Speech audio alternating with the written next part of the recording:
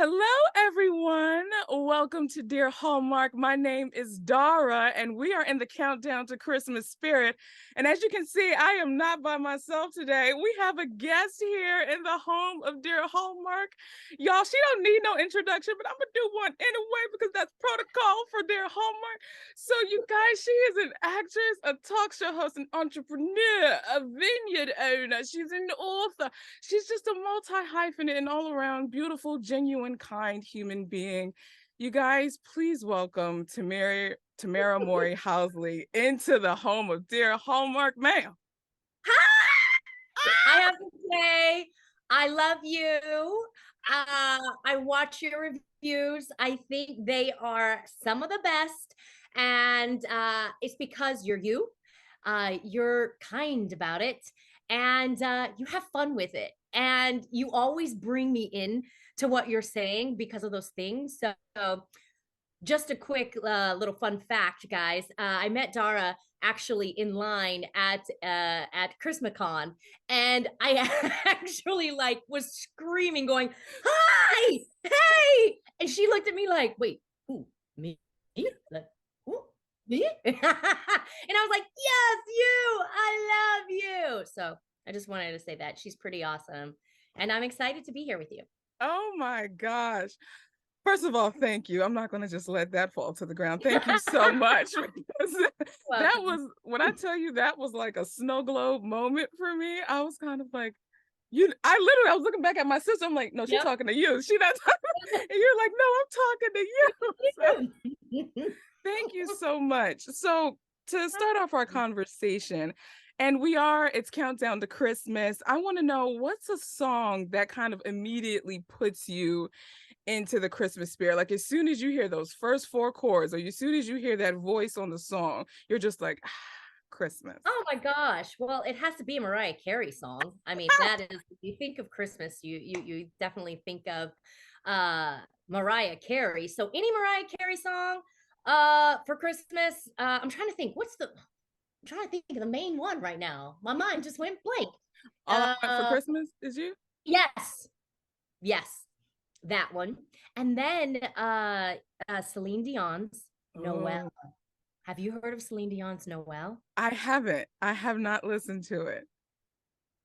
Girl, there's this note that she sings, and oh, it's like the heavens have opened up, and it's at the end when she's like, Noel, and then she's like, Noel. Oh, it's you have to listen to that one. Noted. Noted. Mhm, Oh my mhm, goodness. For me, mhm. I would say Leslie Odom Jr. has become like a staple. His voice, his Christmas Uh-huh. albums have become staple. And specifically his song, My Favorite Things, his rendition of it, it's like hot chocolate. Like it's sent, like he has such a velvety voice. Uh-huh. And it's just like, it literally is the warmth of the hot chocolate. You have both of your hands on the glass, and then there's marshmallows floating on top. Like that's the song. It's Now I gorgeous. want hot chocolate, and now I want to hear the song. It's so gorgeous. So we'll swap. I'll listen to Celine Dion's song, and then you'll listen to Yes. Leslie Odom Jr.'s song. Okay. Yes. Bet. So, Tamara, you recently just released your memoir, your first book. Like it's out there now. First of all, how do you feel about it? Um, I will say maybe about 2 weeks until it came out, I had so much anxiety Mm, because I'm like, it's printed, it's out there, you can't go back with anything that you said, because yeah, I talk about some personal things in right. that book. And I mean, and one of the things I was like, I don't know if I want to bring this up again, Hmm. but was just how there are certain parts of the reel that just brought so much anxiety to my life. Mm, Um, and I was like, oh gosh, like it's out there. It's gonna be out yeah. there. And right now I'm so grateful. I'm grateful because the response, I mean, the response has been nice, but at the same time, this is something that I've always wanted to do. I've always wanted to write a book. I just didn't know what it Mm, was going to be about. And it wasn't mhm. until the pandemic that I figured out kind of like just the vibe of it. I was like, Yeah. this is going to be a memoir. I have to do it. I'm in my 40s now. I feel like I have experienced some life that it's important, I think, like to share, mainly because I want people to know that they're not alone. And Yeah. sometimes because I'm a very jovial person, it's just I'm this way by nature. This is how God made me. That some may think that I have this perfect life, Mm, or I'm just this princess. Where I have princess moments, but mhm. that doesn't define me as a whole. And also, there's kind of like this stereotype of I'm such a goody two shoes, which I don't think there's anything wrong with that. But there's other facets of me, and I wanted to share that. So I'm grateful that a lot of people have resonated with it. Yeah. Yeah. So Mhm. what was the process like? Because you shared a lot on the reel and you got used to opening your life up to us on the reel. But in book form, what was that process like for you deciding what to share and how much to share? There was a lot of like, because I wrote it obviously in chapters, Hmm. and they weren't always in the order that they're in right now. So they formed themselves, obviously, and Hmm. then I would read them, change them, put something in, freak out a little bit, take it out, go to bed, not really sleep because it was still speaking to me, saying, no, don't be afraid. Someone needs to hear this, put Yeah. it back in. So there was also a lot of me kind of like, this is what was crazy. I thought, because I major, um, I see a therapist. I think it's really important to. Hmm. Um, but it was actually very therapeutic. There Mm, were some moments that I thought I had, I guess, overcome. yeah. And then when I was reading it again, I was like, whoo, dang. Oh, there's still a little bit of that within me. Yeah. And I haven't, I haven't got past that. And one of those things is just rejection, and how in Hollywood it is a part of our life. And Yeah. also, critics, you know, um, Yeah. you put your heart and soul into something, and not everybody is going to receive it the way you perceived it, you know? Yeah. Yeah. Can't take you can't take that personally, but see, I started so young Mhm. that I didn't know the difference. So a lot of that kind of um shaped my insecurity, if I'm Mhm. honest. Yeah. And throughout my life, I've learned to kind of tackle that on and face it and learn, okay, one, this is a free country. Two, not everybody is going to agree with you, and that's okay. It's Yeah. fine. Not everybody's gonna like you, and that's okay. It's fine. And as long as you've done your best, and that's in every aspect of your life, being a better person, being a great friend, being Yeah. a great producer or whatever, and you're doing your best, that's all you can worry about. And once you've done that, you let it go. I love You let that. it go into the universe, but also you've got to let it go. Let go any of those ties to it. Do you know what I mean? It's Yeah. now no longer yours. It now belongs to the people. And I think Denzel Washington said something like that. And I think that's why I resonated Because I with think, those. like, we weren't built to carry all that stuff. Because if you even look at how much we were like, how much stress, like, physically impacts us and mentally impacts us and emotion like, we weren't made to carry all that.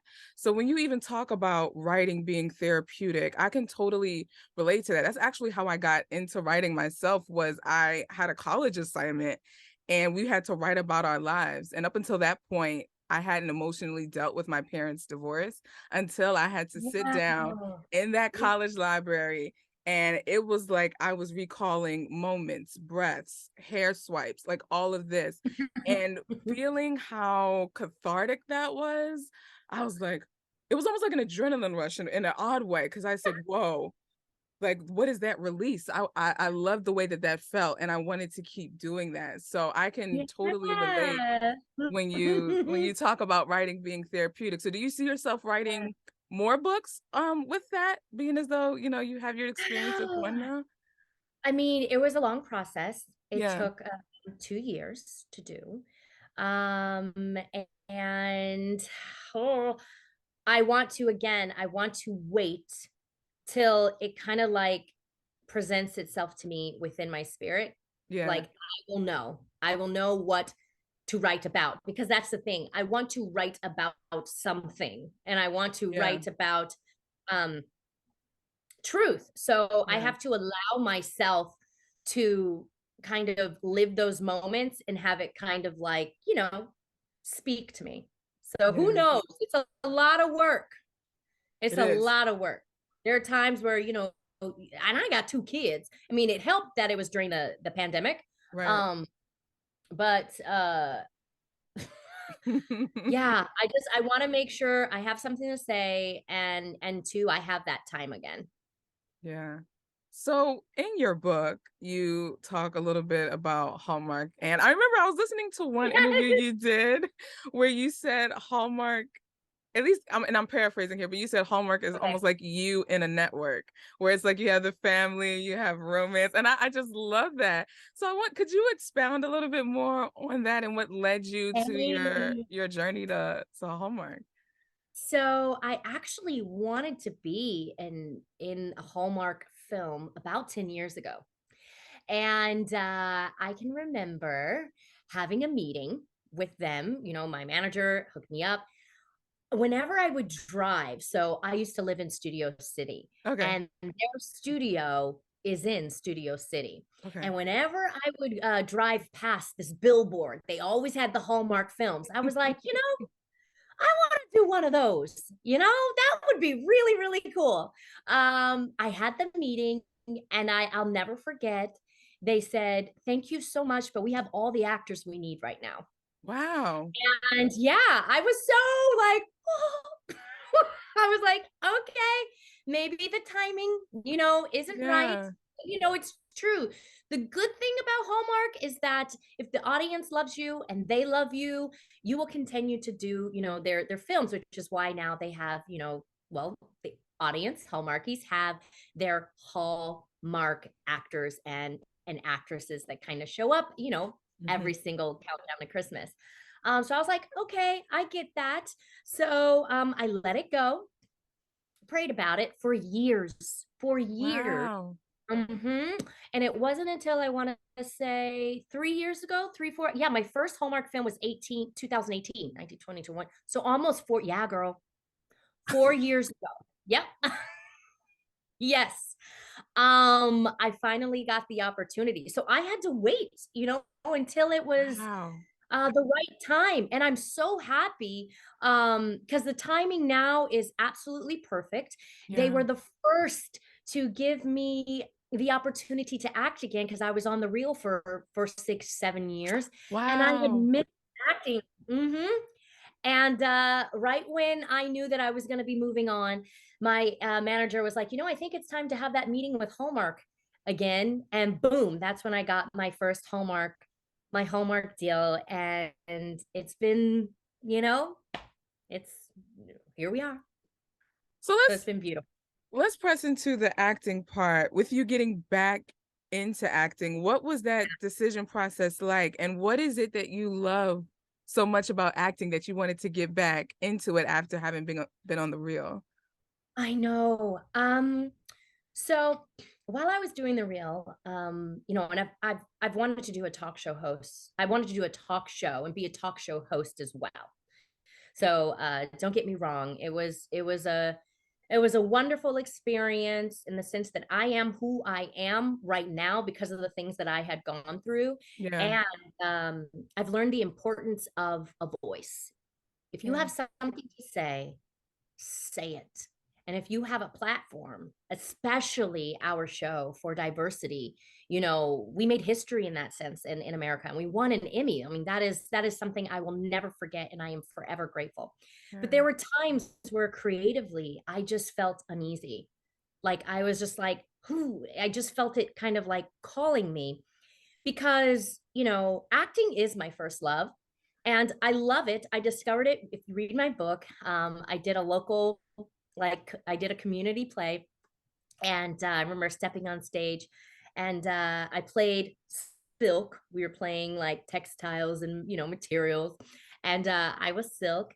And there was something about being on that stage and telling a story. So I see myself as a storyteller. Mm. And also I'm an empath. I I love people, Dara. Like I genuinely love people, which can be a blessing and a curse sometimes because I will always find the good in Mm. someone until it's to my detriment. It's like, okay, let that go. Yeah. Um, but I love telling stories from an empathetic place, and I love to move people. So if you Yeah. see a lot of the roles that I take for Hallmark, I'm very passionate. Like I'm genuinely a passionate person, and I like to bring that passion within my roles. And I love that Hallmark, actually, you had talked about this before in one of your reviews. You talked about the depth that Hallmark is actually kind of discovering, letting their actors discover within their films. And that's the reason why I love to act. The moment I'm into that place, I feel like I'm flying. It is just heaven to me. And my main thing is when people watch anything that I do, I want them to be inspired, encouraged, moved, feel seen and heard. I And love that is why that. I act. So thank you so much for asking that question. 'Cause I don't think Absolutely. anyone's ever asked me that in a while. So yeah, that's why I love to do it. I love it because I figure you have like if you keep putting yourself up, going back to what you said, like because the entertainment industry is such a rejection heavy industry because you're Girl, putting yourself out there. Like there has to over be and like you over and have to over. love it to keep doing it over and over and over. And I love that you mentioned storytelling because that's one of my favorite words. And I Oh. love seeing stories like being brought Mm. to life. Like that's why I appreciate actors and the craft of theater and acting so much because you guys are bringing these stories to life and it's so beautiful. Aw, thank you. I will tell you this, my goal, Dara, is for you to love one of my films.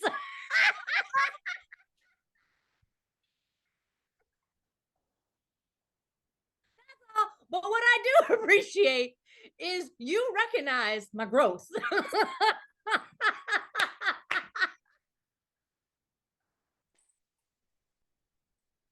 Oh my God, you made me snort. Okay. I just want to say, y'all, if y'all know what she's talking about her newest non-holiday Hallmark Yes, film, which is what I was excited about. I was so excited to see you out here strutting your stuff I know. in a non-Christmas context. I was so hyped for that. Oh God, I girl. still am You hyped have for me that. dying.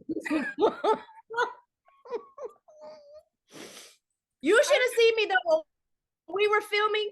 They brought that sage out there. I said, wait a minute. I don't I don't do this. I said, y'all, if you saw me, I didn't have any sage. I was like, wait a minute, hold up. But Going on here? I'm an actor. Yes, let's do this. Oh god. Oh, that was So funny. that's why I was like, I could relate to what you were saying. But yes, I am a storyteller.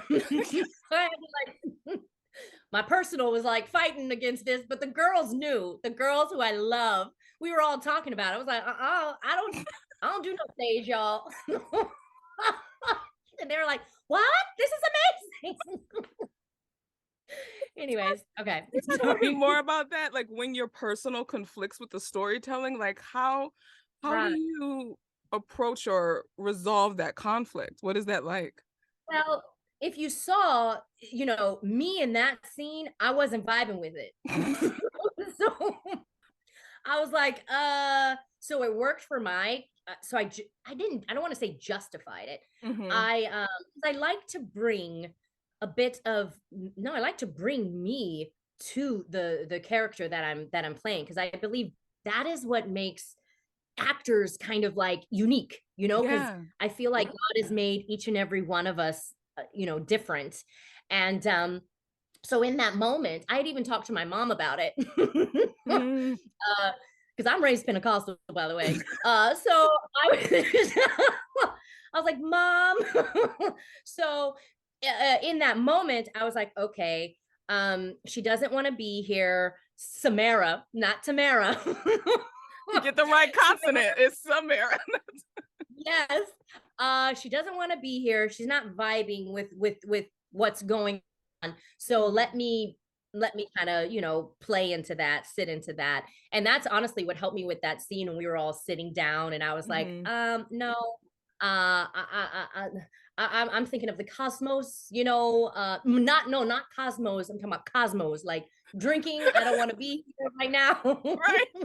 Right. So, but yeah, so that's how I made that work. I love that. So let's talk about your newest Hallmark Christmas movie, Inventing the Christmas Prince. Oh my goodness. First of all, this is another role where you're playing a woman in STEM. And can I just say I'm not even in I STEM. STEM is like Greek to me, but I just Yeah. appreciate that we are seeing more women, more Black women in STEM. So can you talk a little bit about your Yes. character in this new movie, Inventing the Well, Christmas Prince? yes. So I got really excited because I in Christmas Comes Twice. I Right. played, in, in STEM, but this one I am a rocket engineer. So fun fact, I wanted to be an astronaut when I was younger. And so yes, so whenever, and I'm obsessed with space. Like I loved learning about the planets, just our solar system, Milky Way galaxy, the tons of galaxies that we have, multi-universe. I just it's beautiful to me. So when I found out that Shelby is a rocket engineer, but not only that, honey, she's a supervisor. So Uh-oh. There we go. I love yes, it. but yes, one of my favorite scenes is when I am watching the rocket that we have created, that we've made for 7 years, take off. And they're Ooh. counting 10, 9, 8, 7. And I'm in, the what is it? It's the office, but Yeah. and I'm watching it, and it was one of favorite my favorite scenes. It was awesome. And so you'll see that passion of me, playing that role definitely come through, because it is was a personal passion of mine. I was just too scared to be an Oh. astronaut after a while. But I love everything. I love everything about it. And what I love about this film is special to me. I think it's because it's multifaceted. You have romance, duh, you have comedy. This one was surprisingly like funny. It wasn't written to be like, oh, this is going to be a comedy. I think Ronnie Rowe, Jr., who's fantastic, when we got together, we just naturally had this banter, and we just ran with it, because he plays my boss, who's a grump. He's like the Grinch, Mm. and he doesn't understand that, because he may not have had friends or a family to go home to and enjoy. He may not have had those experiences. He treats everybody that way, whereas it's around Christmas, we always worked weekends, we always work on holidays. And because I love my job, I always, Shelby is a woman I play, I always work long hours. I'm a single mom. My husband in the film passed away about 3 years prior. So being home with my daughter and being there for her, especially around the holidays, is very important. He does not care. He Mm. doesn't care. He just wants to get the work done. So the thing is I bring my daughter to work one day, and there's this story that I've made up, the Christmas Prince, and the Christmas Prince is someone who spreads joy. He even gifts Santa Claus and his reindeers and Mrs. Claus to, you know, just say thank you for all the amazing things that they do for Christmas every year. But how you know he's the Christmas Prince is he was kissed by a reindeer on his wrist, and he has this little mark. Well, I bring my daughter to work right when I am about to quit, and I've had it. Evan, I am done. And I loved doing this scene because I got to have like this moment of me just like blowing up and, like just having enough. My daughter walks in, she sees Evan, and she sees a little birthmark on his wrist and says, "Oh, Mommy, that's the Christmas Prince." And I'm like, no, that's like that. There's no possible way. No, no, no. And she's like, no, mommy, no, mommy. And because her father had passed away around the holidays, um, the holidays usually isn't the best time for her. That's Mhm. why I created the story, and I see her face just light up. And being a mother, we will do anything for our children's, like, our Mm. child's happiness. So you'll literally see the complexity of, Shelby, like, no, oh, oh God, oh, the Christmas Prince, you're the Christmas Prince. And he has to make these, he has to grant these wishes for the little boy or girl that he chooses to be his or hers queen.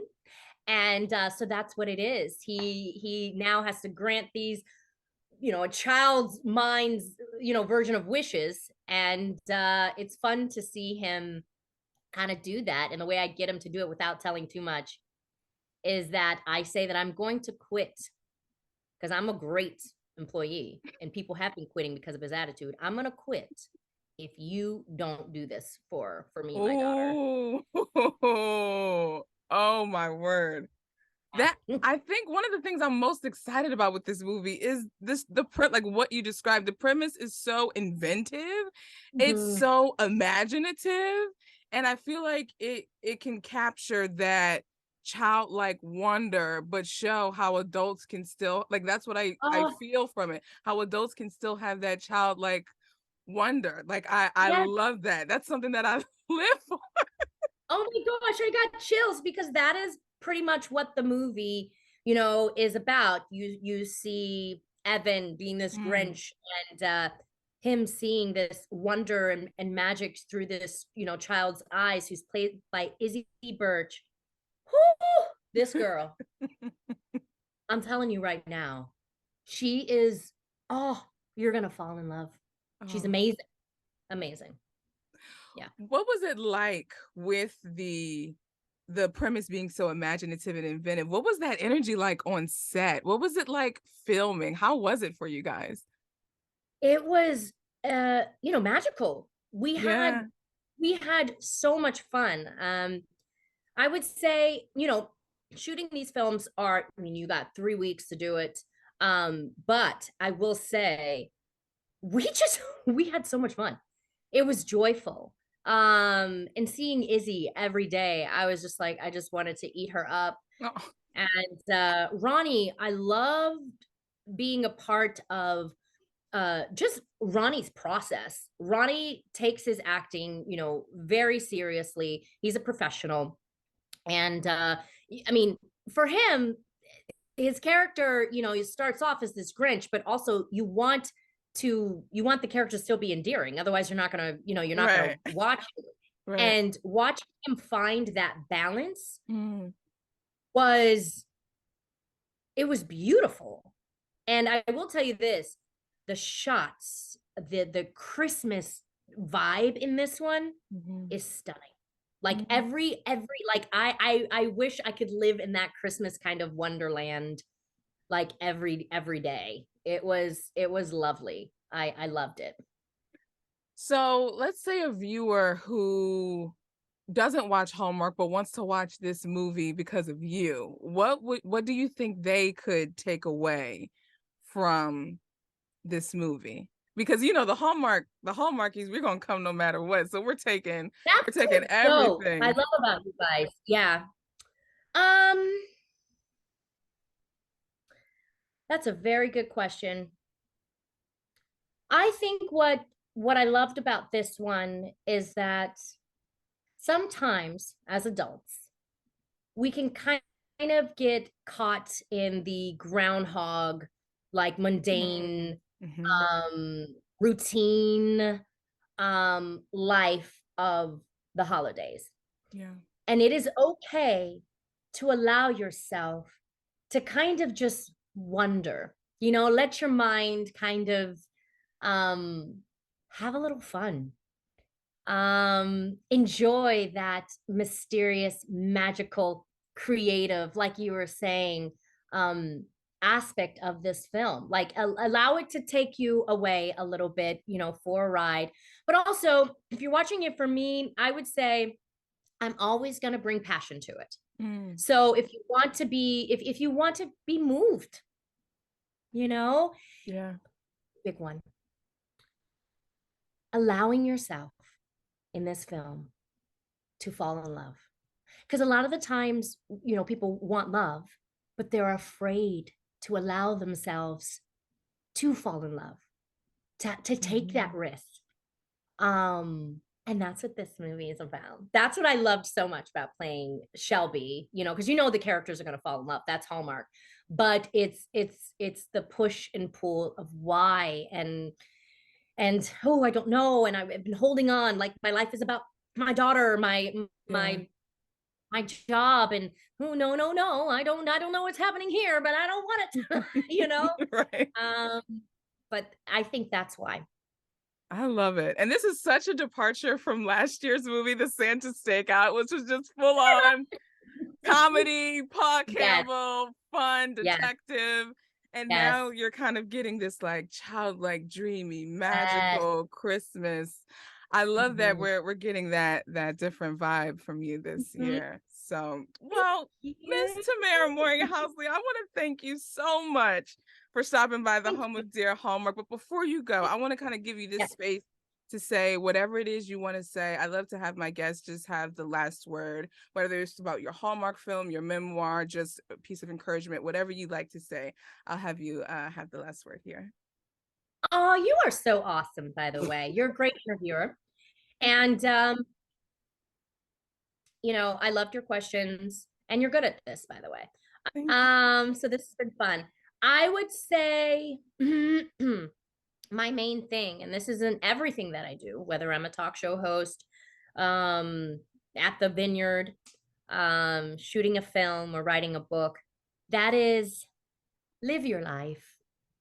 Don't just exist. Try not to get caught up in you know our worries, just our work, deadlines, because life hits us fast. And not only live your life, don't just exist, but live your life kindly. It's okay. Like, being kind actually is stronger than the other. It takes strength to be kind in a situation, but you never know what people are going through. Yeah. So live life kindly. Oof. Where's the offering plate? Oh my God. What's going on? What's up? Aww. Thank you so That's my much. motto. Thank you I so adore you, Missy. I You're love amazing. Keep on doing great. Like I said, I'm right there watching you. You're awesome. thank Keep you being you so too, much. because that's what makes you great. Thank You you. being you. All your hair glory, everything. Thank you so much. So, okay. Thank you so much. And thank you, Have a good day. listeners and viewers. I'm Dara. She's Tamara. I'll talk to you guys in the next episode. Bye.